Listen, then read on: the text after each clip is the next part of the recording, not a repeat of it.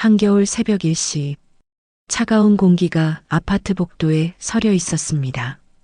김은주는 경찰 제복의 단추를 하나씩 풀며 하루의 피로를 털어내고 있었습니다.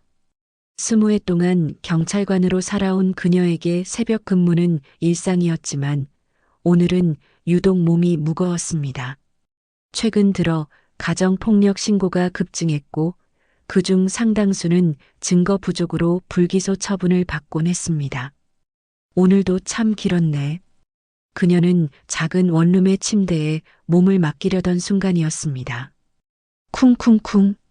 거칠고 다급한 노크 소리가 새벽의 정적을 깨뜨렸습니다. 은주는 벌떡 일어나 현관문으로 향했습니다. 인터폰 화면 너머로 보이는 실루엣이 낯익었습니다. 소연아? 문을 열자마자 딸 소연이 비틀거리며 쓰러져 들어왔습니다. 왼쪽 눈가가 시퍼렇게 멍들어 있었고 아래 입술은 찢어져 피가 마르지 않은 상태였습니다. 하얀 카디건은 여러 곳이 찢어져 있었고 목 주변에는 손가락 자국이 선명했습니다. 엄마. 소연의 목소리는 떨리고 있었습니다. 은주는 즉시 딸을 소파에 앉히고 구급상자를 가져왔습니다. 25년 전 갓난아기였던 소연을 품에 안았을 때의 기억이 스쳐 지나갔습니다. 그때도 이렇게 작고 연약했었습니다. 준호가 다른 여자 때문에 나를 때렸어요. 소연은 흐느끼며 고백했습니다. 그녀의 손목에는 붉은 손가락 자국이 여러 개 새겨져 있었습니다. 은주는 경찰관으로서 수많은 가정폭력 사건을 처리해 왔습니다. 하지만 지금 그녀는 경찰관이 아닌 어머니였습니다. 차가운 이성보다는 뜨거운 모성이 앞섰습니다. 일단 병원부터 가자. 그녀는 딸의 얼굴을 조심스럽게 소독하며 말했습니다. 소연의 오른쪽 갈비뼈 부근이 부어올라 있는 것이 보였습니다. 복부를 살짝 눌러보니 소연이 아하며 인상을 찌푸렸습니다. 은주는 즉시 택시를 불렀습니다. 차창 밖으로 스쳐 지나가는 네온사인들이 딸의 상처 입은 얼굴을 번갈아 비췄습니다.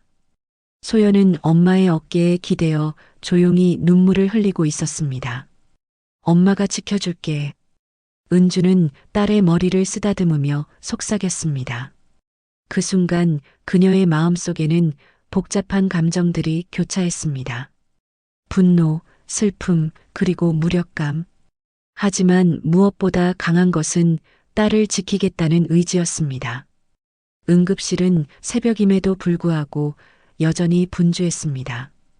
의사 오세훈은 소연의 상태를 꼼꼼히 살펴본 뒤 진단서를 작성했습니다. 갈비뼈에 금이 가지는 않았지만 심한 타박상입니다. 복부 쪽도 마찬가지고요. 입술 상처는 봉합이 필요합니다. 오세훈 의사는 차분한 목소리로 설명했습니다. 그의 표정에서 이런 사건이 낯설지 않다는 것을 알 수 있었습니다. 진단서는 언제 나오나요? 내일 오전에 발급 가능합니다. 필요하시면 소견서도 따로 작성해 드릴게요. 은주는 고개를 끄덕였습니다. 20년간 쌓아온 경찰관으로서의 경험이 작동하기 시작했습니다. 증거 수집, 진술 확보, 법적 절차. 하지만 이번에는 피해자가 남이 아닌 자신의 딸이었습니다. 병원을 나서며 은주는 새벽 하늘을 올려다봤습니다. 동쪽 하늘이 희미하게 밝아오고 있었습니다. 새로운 하루가 시작되고 있었지만 그녀에게는 긴 싸움의 서막이 오르는 순간이었습니다. 소연아, 우리 집으로 가자. 소연은 엄마의 팔을 붙들고 고개를 끄덕였습니다. 그녀의 눈에는 여전히 두려움이 서려 있었지만 엄마 곁에서 조금씩 안정을 찾아가고 있었습니다. 집으로 돌아가는 택시 안에서 은주는 창밖을 바라보며 생각에 잠겼습니다. 법과 정의를 수호하는 경찰관으로서 그리고 딸을 지켜야 하는 어머니로서 그녀에게는 분명한 선택이 있었습니다. 정의는 때로는 늦게 올 수 있지만 반드시 와야 한다는 것. 그리고 그 정의를 위해서는 누군가 용기 있게 첫걸음을 내딛어야 한다는 것을. 은주는 딸의 손을 꽉 잡았습니다. 이제 진짜 싸움이 시작될 것이었습니다. 다음 날 오후 은주는 소연을 집에 재워둔 채 이웃집 문을 두드렸습니다. 정자 언니, 잠깐 얘기 좀 할 수 있을까요? 문을 연 이정자는 은주의 굳은 표정을 보더니 곧바로 안으로 들어오라고 손짓했습니다.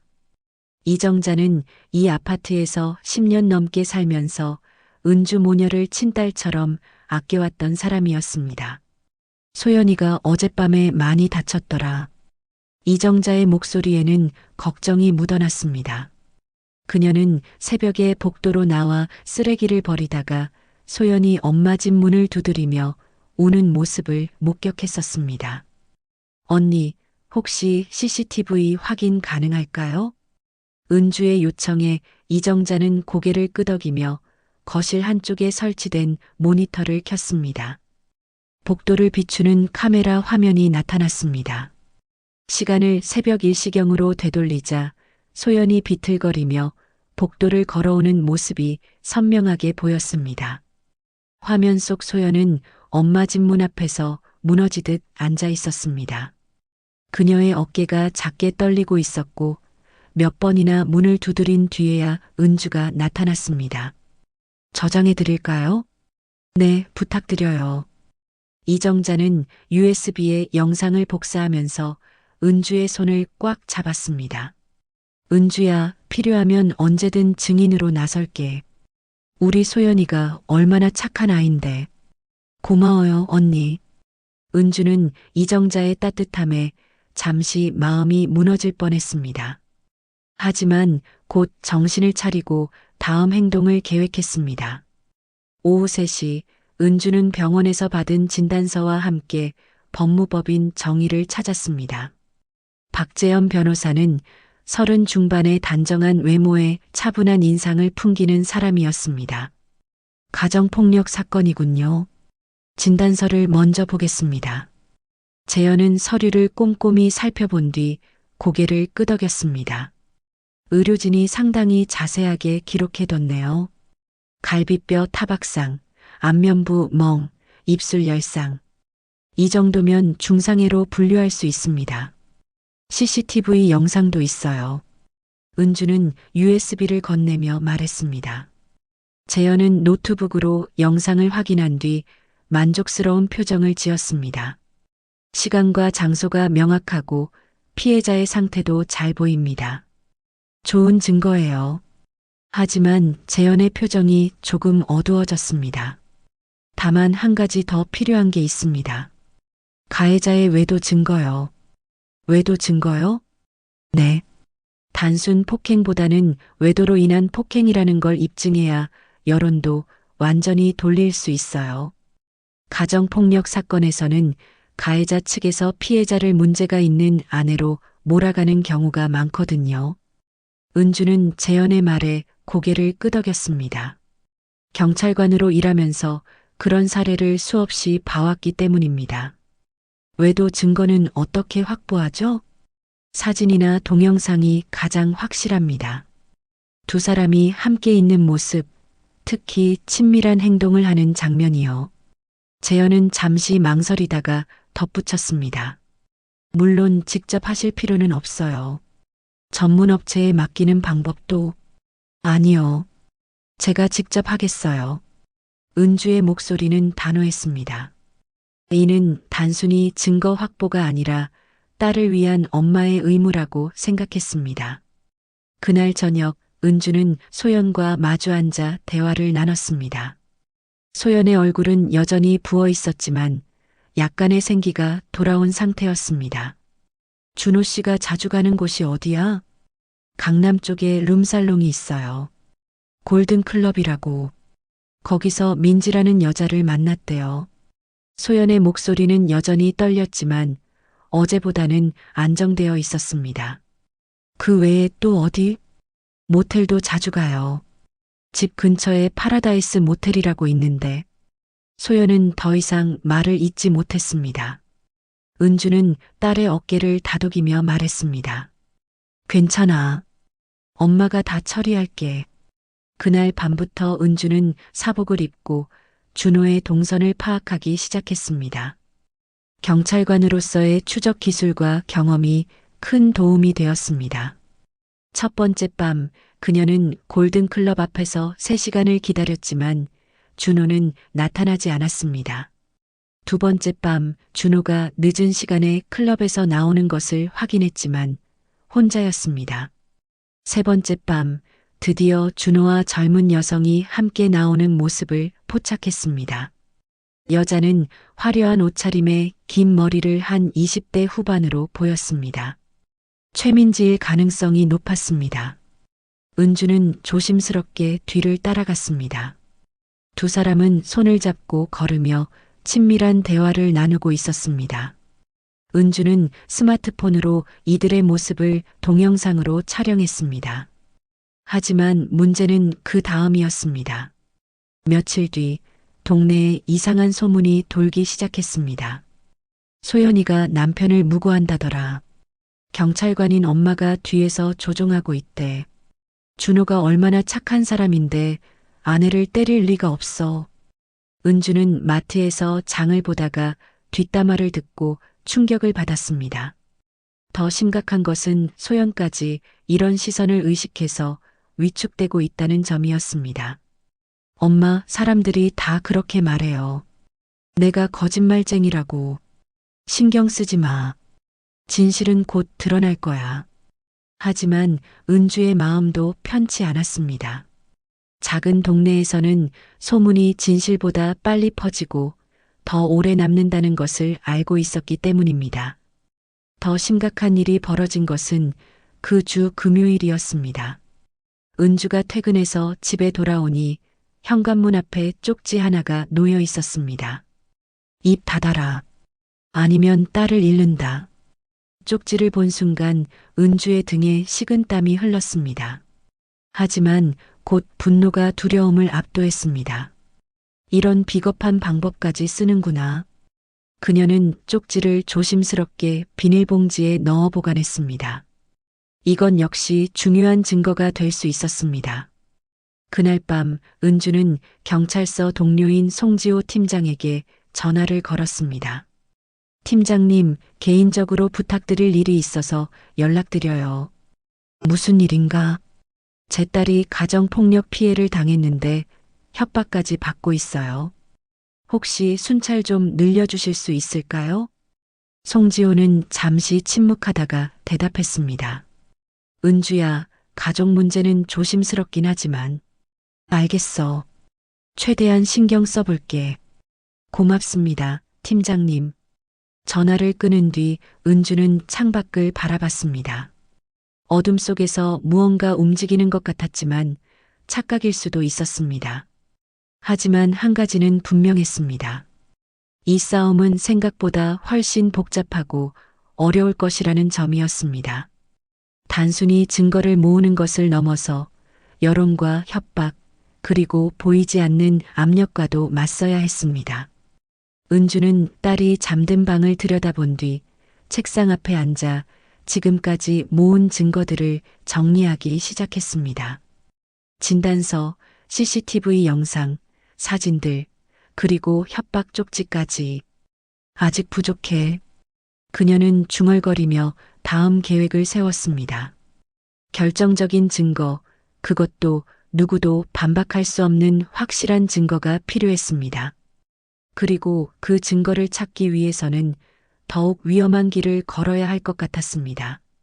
협박 쪽지를 받은 지 일주일이 지났습니다.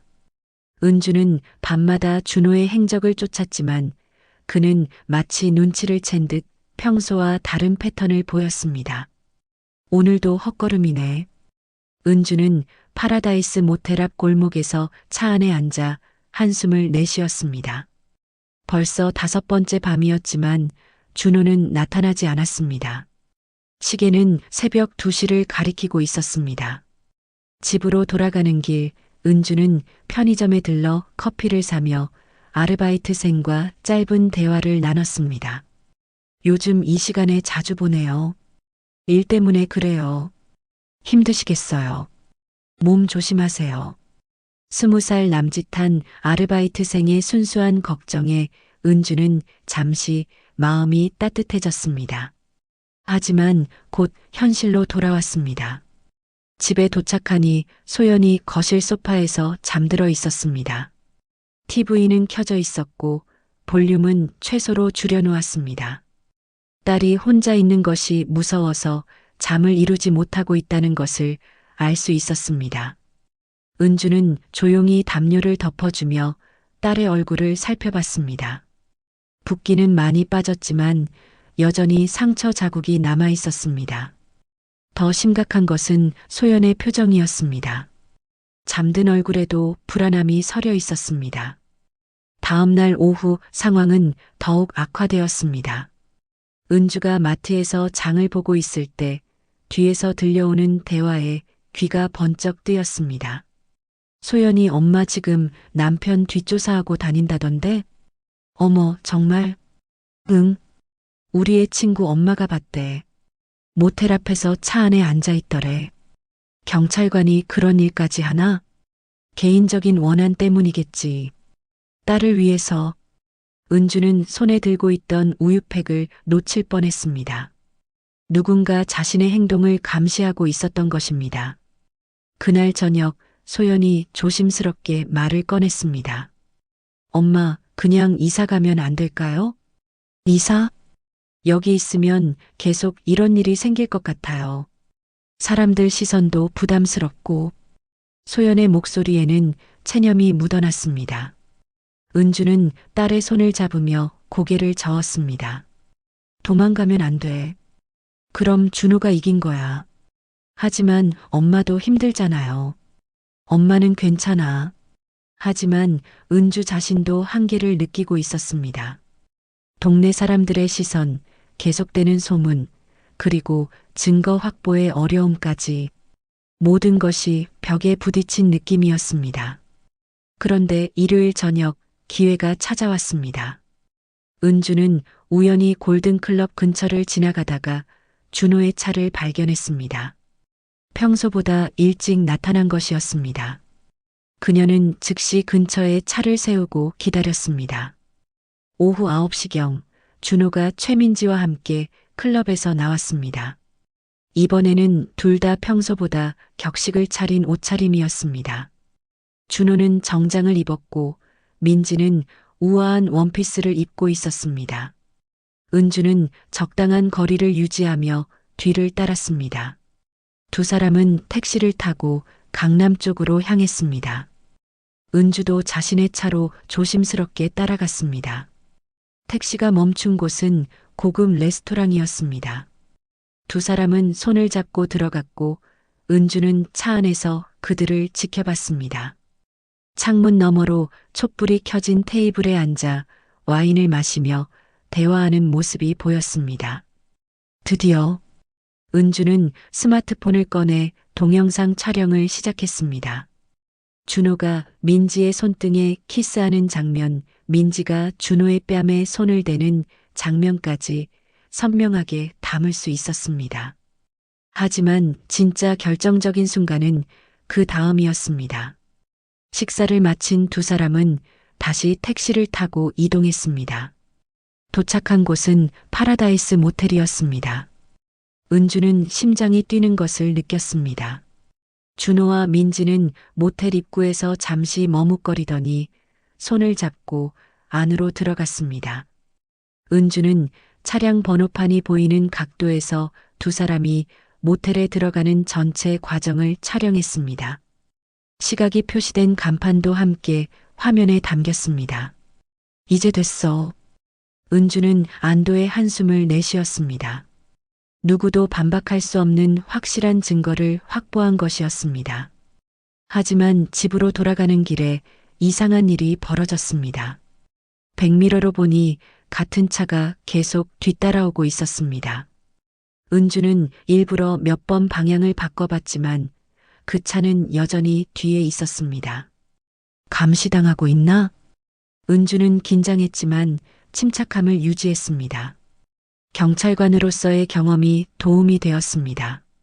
그녀는 일부러 큰 길로 우회해서 집으로 향했고 그제야 뒤따라오던 차가 사라졌습니다.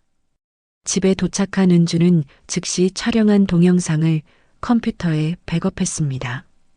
혹시 모를 상황에 대비해 USB 여러 개에 복사해서 각각 다른 곳에 보관했습니다. 하지만 다음 날 아침 새로운 시련이 찾아왔습니다. 은주가 출근하려고 현관문을 열자 또 다른 쪽지가 놓여 있었습니다. 마지막 경고다. 그만둬라. 이번에는 손글씨가 아니라 컴퓨터로 출력한 것이었습니다. 더욱 치밀해진 느낌이었습니다. 은주는 쪽지를 보며 오히려 확신했습니다. 자신이 올바른 길을 가고 있다는 것을, 상대방이 이렇게 필사적으로 막으려 한다는 것은 증거가 그만큼 치명적이라는 의미였습니다. 그날 오후 은주는 박재현 변호사 사무실을 찾았습니다. 완벽한 증거입니다.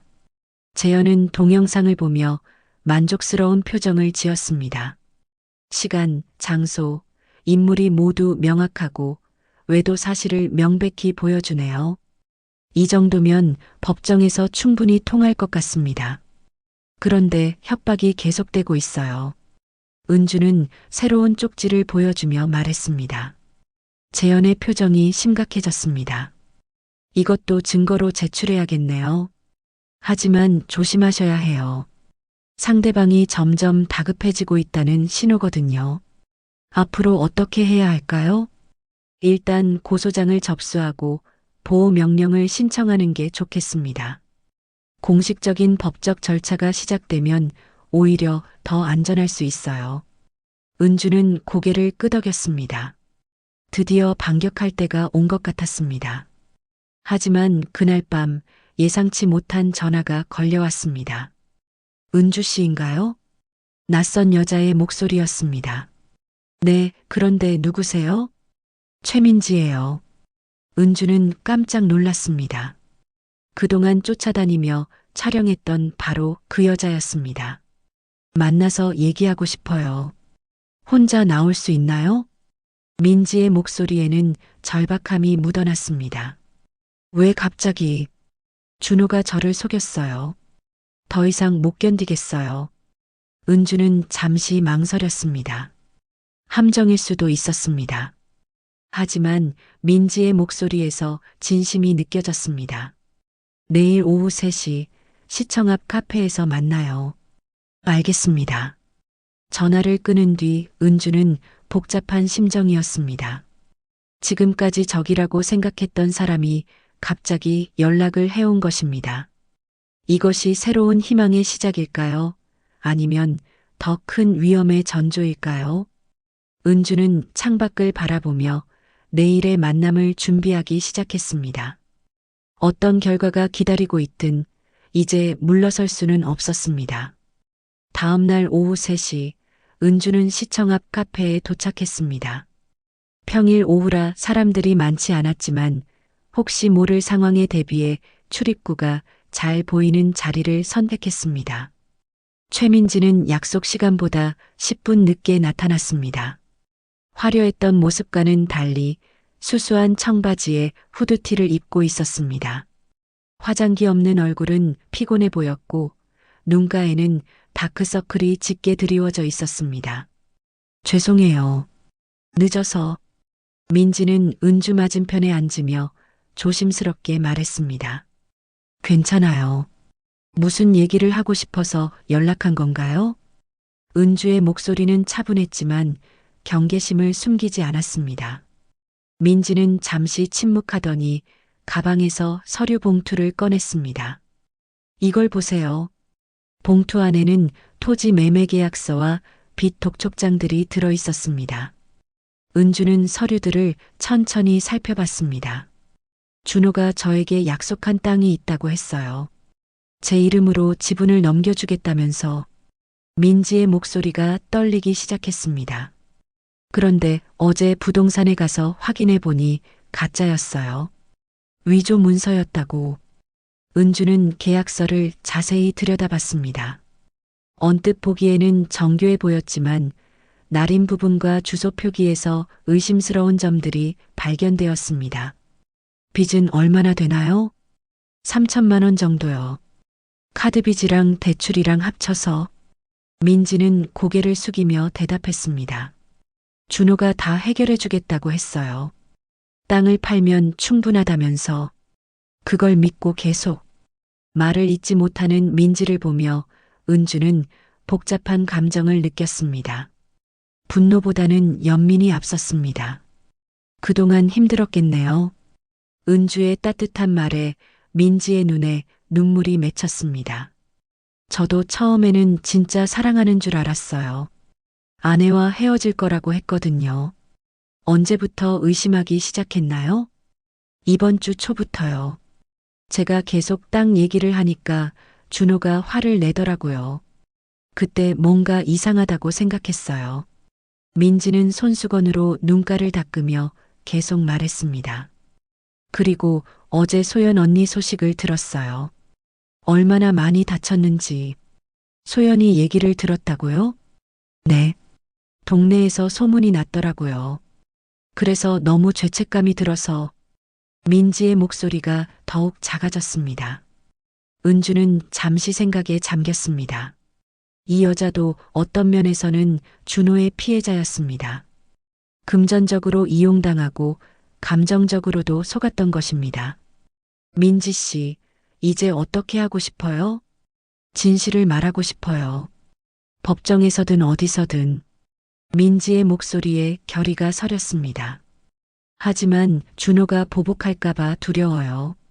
그런 걱정은 안 해도 돼요. 증인 보호제도가 있거든요. 은주는 차분히 설명했습니다. 그리고 이미 충분한 증거가 있어요. 민지 씨 증언은 확실한 마무리가 될 거예요. 민지는 고개를 끄덕이며 안도의 표정을 지었습니다. 그럼 어떻게 하면 되나요? 내일 변호사 사무실로 같이 가요. 정식으로 진술서를 작성하고 증언할 의향이 있다고 밝히면 돼요. 알겠어요. 민지가 일어서려 할 때 은주가 말을 걸었습니다. 민지 씨. 네. 용기 내줘서 고마워요. 쉽지 않은 결정이었을 텐데. 민지의 눈에서 다시 눈물이 흘렀습니다. 하지만 이번에는 후회가 아닌 해방감의 눈물이었습니다. 소연 언니한테 정말 미안해요. 나중에 기회가 되면 사과하고 싶어요. 시간이 해결할 거예요. 둘은 카페를 나서며 각자의 차로 향했습니다. 은주는 차 안에서 잠시 휴대폰을 들여다봤습니다. 박재현 변호사에게 내일 일정을 잡아달라고 문자를 보냈습니다.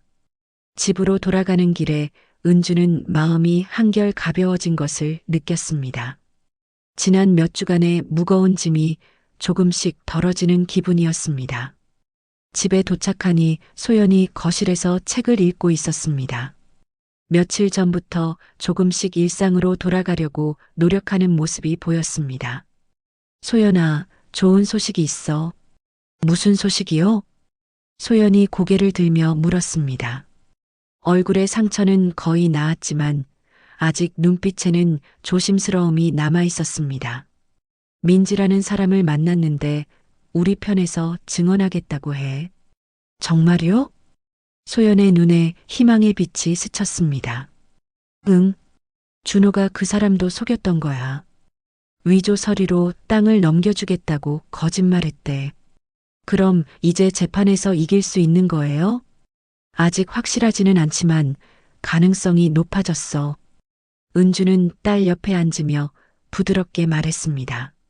힘들었지? 조금. 하지만 엄마가 이렇게 열심히 해주시는데 저도 포기할 수는 없죠. 소연의 목소리에 전에 없던 힘이 실려 있었습니다.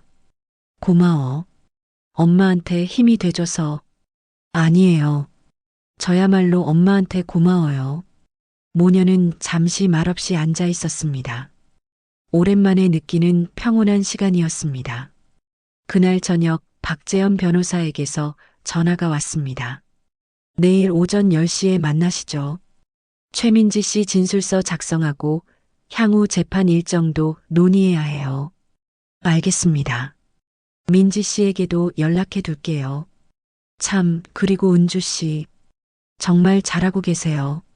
이런 사건에서는 피해자와 가족의 의지가 가장 중요한데 두 분 다 훌륭해요. 재연의 격려에 은주는 잠시 감격했습니다. 고맙습니다. 변호사님도 정말 많이 도와주셔서 그날 밤 은주는 오랜만에 깊이 잠들 수 있었습니다. 지난 몇 주간 계속되던 불안과 긴장이 조금씩 풀리고 있었습니다. 다음 날 오전 법무법인 정의에서 세 사람이 만났습니다. 최민지는 어제보다 훨씬 안정된 모습이었습니다. 민지 씨, 어젯밤에 잘 생각해 보셨죠? 박재현이 확인했습니다. 네, 확실해요. 진실을 말하고 싶어요. 그럼 진술서를 작성해 보시죠. 재현은 노트북을 열고 타이핑을 시작했습니다. 민지는 천천히 하지만 확실하게 자신의 경험을 진술했습니다. 준호와의 만남, 거짓 약속들, 위조 문서의 발견까지. 이 정도면 충분합니다. 재현은 만족스러운 표정으로 진술서를 출력했습니다. 언제쯤 재판이 열리나요? 은주가 물었습니다. 빠르면 한 달, 늦어도 2달 안에는 첫 재판이 열릴 것 같아요. 그때까지 준비 철저히 하겠습니다. 사무실을 나서며 민지가 은주에게 다가왔습니다. 은주 씨, 정말 고마워요. 저에게 기회를 주셔서. 민지 씨가 용기를 낸 거예요. 저는 아무것도 안 했어요. 아니에요. 어제 만났을 때 따뜻하게 대해주셔서 마음을 열 수 있었어요. 민지의 눈빛에는 두려움과 해방감이 동시에 섞여 있었습니다. 앞으로도 힘든 일이 있을 텐데 서로 힘내요. 네. 꼭 연락드릴게요. 헤어지며 은주는 새로운 희망을 느꼈습니다. 혼자서는 해결할 수 없을 것 같았던 문제가 이제는 해결의 실마리를 찾아가고 있었습니다. 집으로 돌아가는 길에 은주는 딸에게 전화를 걸었습니다. 소연아, 진술서 작성 끝났어. 이제 정말 희망이 보여. 정말요? 그럼 우리가 이길 수 있는 거예요? 아직 단정할 수는 없지만 가능성이 높아졌어. 엄마 고생 많으셨어요. 전화 너머로 들리는 딸의 목소리에는 전에 없던 밝음이 있었습니다. 은주는 속으로 다짐했습니다. 이제 정말 마지막 단계만 남았다고. 그리고 반드시 정의를 실현하겠다고. 어둠 속에서 찾아낸 작은 빛이 이제는 확실한 희망으로 커져가고 있었습니다. 한 달 후 드디어 재판 날이 왔습니다. 은주는 평소보다 일찍 일어나 정장을 차려입었습니다. 거울 속 자신의 모습을 보며 깊은 숨을 들이마셨습니다. 지난 2달간의 힘겨운 시간들이 스쳐 지나갔습니다. 소연도 검은색 정장을 입고 나왔습니다. 얼굴의 상처는 완전히 나았고 눈빛도 예전의 밝음을 되찾고 있었습니다. 엄마, 떨려요. 괜찮아. 우리가 진실을 말하면 돼. 은주는 딸의 손을 잡으며 격려했습니다. 법원 앞에는 박재현 변호사가 먼저 와서 기다리고 있었습니다. 그의 표정은 자신감으로 가득했습니다. 준비는 완벽합니다. 증거도 충분하고 증인도 확보했어요. 재현은 서류 가방을 가리키며 말했습니다. 최민지 씨는 언제 오나요? 곧 도착할 거예요. 어제 최종 리허설까지 마쳤거든요. 법정으로 들어서는 순간 은주는 긴장감을 느꼈습니다. 방청석에는 이정자를 비롯한 몇몇 이웃들이 앉아 있었습니다. 그들의 따뜻한 시선이 큰 힘이 되었습니다. 반대편에는 준호가 앉아 있었습니다. 그는 정장을 차려입었지만 얼굴에는 불안함이 역력했습니다. 그의 변호사도 자신 없는 표정이었습니다. 모두 기립하십시오. 이태훈 판사가 입장했습니다. 그는 50대 중반의 온화한 인상을 가진 사람이었습니다. 가정폭력 및 사기 혐의 사건을 개정합니다. 재판이 시작되었습니다. 박재현 변호사는 차분하고 논리적으로 사건을 설명했습니다. 먼저 소연의 의료진단서를 제출했습니다. 피해자는 가해자로부터 안면부 타박상, 갈비뼈 타박상, 입술 열상 등의 상해를 입었습니다. 판사는 진단서를 꼼꼼히 살펴봤습니다. 다음으로 CCTV 영상이 상영되었습니다. 소연이 새벽에 비틀거리며 엄마 집으로 향하는 모습이 법정에 고요함을 가져왔습니다. 피해자가 폭행 직후 도움을 요청하러 가는 모습입니다.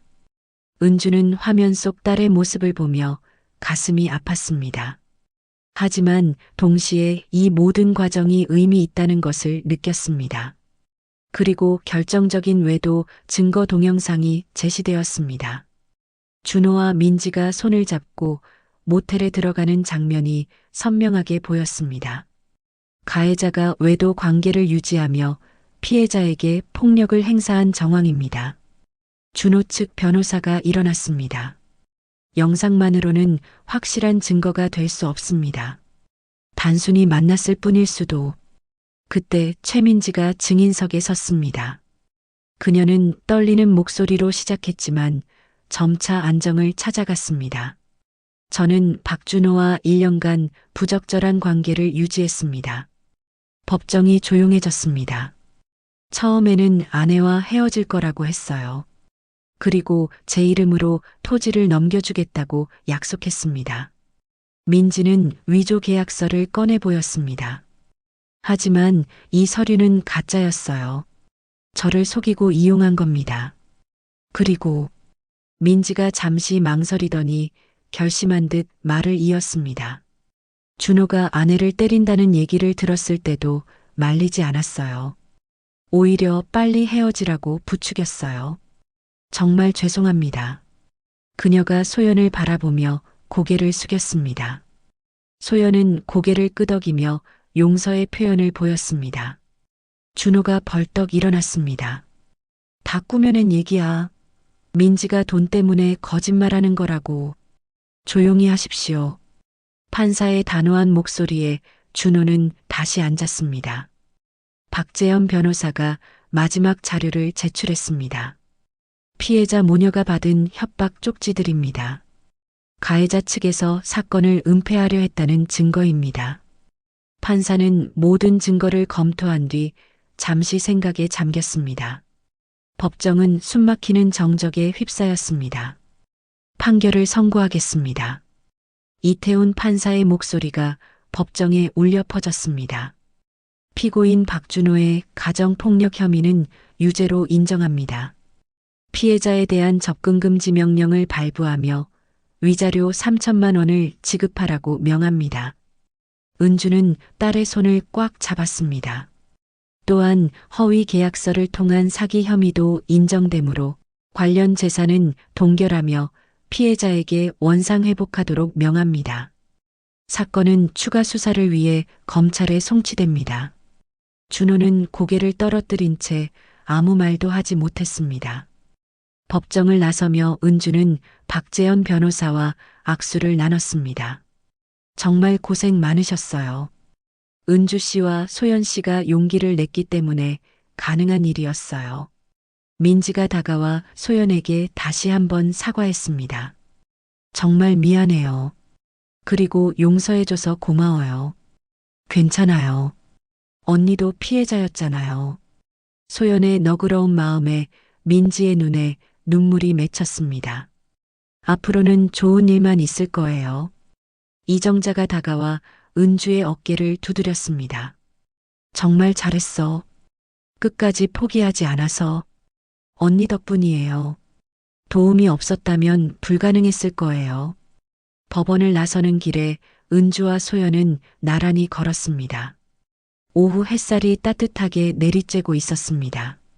엄마, 이제 진짜 끝난 거죠? 응. 이제 새 시작이야. 소연은 처음으로 환한 미소를 지었습니다. 지난 몇 달간 보지 못했던 딸의 진짜 웃음이었습니다. 앞으로 뭐 하고 싶어? 일단 대학교 복학부터 하고 싶어요. 그리고 상담학을 공부해 볼까 해요. 상담학? 네. 저처럼 힘든 사람들을 도와주고 싶어요.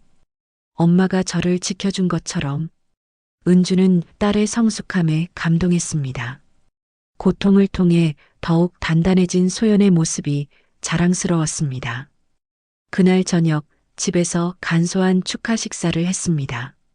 이정자와 몇몇 이웃들도 함께 했습니다.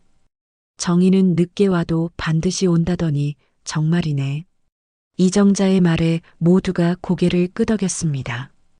은주야, 너 덕분에 우리 동네가 더 안전해졌어. 제가 뭘 특별히 한 게 있나요? 그냥 엄마로서 당연한 일을 했을 뿐이에요. 당연한 일이지만 쉽지 않은 일이었어. 정말 대단해. 식사를 마치고 모두 돌아간 뒤 은주와 소연은 거실에 앉아 차를 마셨습니다. 엄마, 정말 고마워요. 뭘? 엄마가 당연히 해야 할 일이었어. 아니에요. 처음에는 그냥 참고 살아야 하나 생각했어요. 하지만 엄마가 끝까지 포기하지 않으셔서 소연의 목소리가 감정에 겨워 떨렸습니다. 소연아, 기억해. 누구도 너를 함부로 대할 권리는 없어. 그리고 힘들 때는 언제든 엄마한테 말해.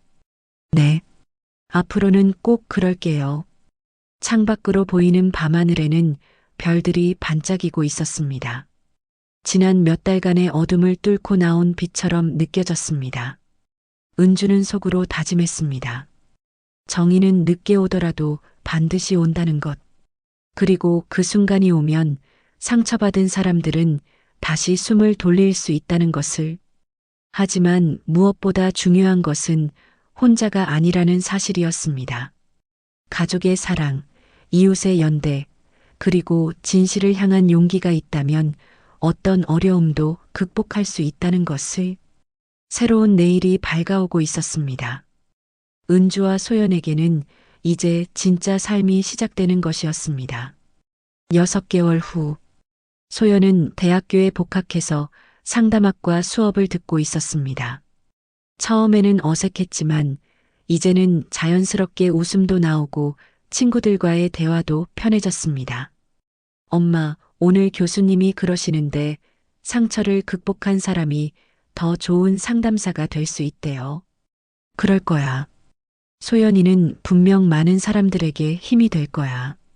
은주는 여전히 경찰관으로 일하고 있었습니다. 하지만 예전과는 다른 마음으로 가정폭력 신고를 처리했습니다. 피해자의 마음을 더 깊이 이해할 수 있게 된 것입니다. 최민지는 새로운 직장을 구해 성실하게 살아가고 있었습니다. 가끔 소연에게 안부 문자를 보내곤 했습니다. 언니, 요즘 어떻게 지내세요? 저는 새 직장에서 열심히 일하고 있어요. 모든 게 언니 덕분이에요. 박준호는 1년 6개월의 실형을 선고받고 복역 중이었습니다. 그동안 쌓아온 것들을 모두 잃었지만 교도소에서 자신의 잘못을 돌아보는 시간을 보내고 있었습니다. 어느 일요일 오후 은주와 소연은 한강공원을 산책하고 있었습니다. 따뜻한 봄볕이 내리쬐고 벚꽃이 흩날리고 있었습니다. 엄마, 그때를 생각하면 정말 꿈 같아요. 힘들었지? 힘들었지만 후회는 안 해요. 그 일이 있었기 때문에 지금의 제가 있으니까요. 소연의 말에 은주는 딸이 정말 많이 성장했다는 것을 느꼈습니다. 그리고 엄마가 있어서 가능했어요. 혼자였다면 포기했을 거예요. 우리는 가족이니까. 네. 앞으로도 서로 의지하며 살아요. 두 사람은 벤치에 앉아 강물을 바라봤습니다. 물은 조용히 흘러가고 있었고 맞은편 둔치에서는 아이들이 연을 날리고 있었습니다. 엄마, 저 나중에 상담센터를 열고 싶어요. 이름도 정했어요. 뭐라고? 새벽의 문. 어둠 속에서 도움을 요청하는 사람들에게 문을 열어주고 싶어요.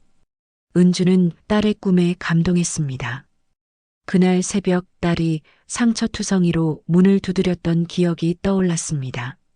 그 절망적인 순간이 이제는 희망의 상징이 되었습니다. 좋은 이름이야. 엄마가 첫 번째 후원자가 되어줄게. 정말요? 물론이지. 석양이 강물에 비치며 황금빛 물결을 만들어내고 있었습니다. 은주는 지난 시간들을 되돌아봤습니다. 분노와 절망의 순간들, 외로운 잠복의 밤들, 협박과 두려움의 나날들. 하지만 그 모든 것을 이겨낼 수 있었던 것은 사랑 때문이었습니다. 딸에 대한 사랑, 정의에 대한 믿음, 그리고 함께 해준 사람들의 사랑. 소연아. 네. 행복하게 살자. 네, 엄마. 바람이 불어와 벚꽃잎들이 두 사람 주위로 흩날렸습니다. 마치 축복처럼 느껴졌습니다. 집으로 돌아가는 길에 은주는 생각했습니다. 정의는 때로는 늦게 올 수 있습니다. 그 과정에서 많은 상처를 받을 수도 있습니다. 하지만 포기하지 않고 끝까지 싸우는 사람들이 있는 한 정의는 반드시 승리할 것입니다. 그리고 그 승리의 순간 우리는 다시 숨을 쉴 수 있습니다. 새로운 꿈을 꿀 수 있습니다. 더 나은 내일을 만들어갈 수 있습니다. 어둠 속에서 누군가 문을 두드린다면 우리는 언제든 그 문을 열어줄 준비가 되어 있어야 합니다. 그것이 우리가 함께 살아가는 이유이고 서로를 지켜주는 방법이니까요. 밤하늘에 별들이 떠오르기 시작했습니다. 은주와 소연의 새로운 이야기가 시작되고 있었습니다.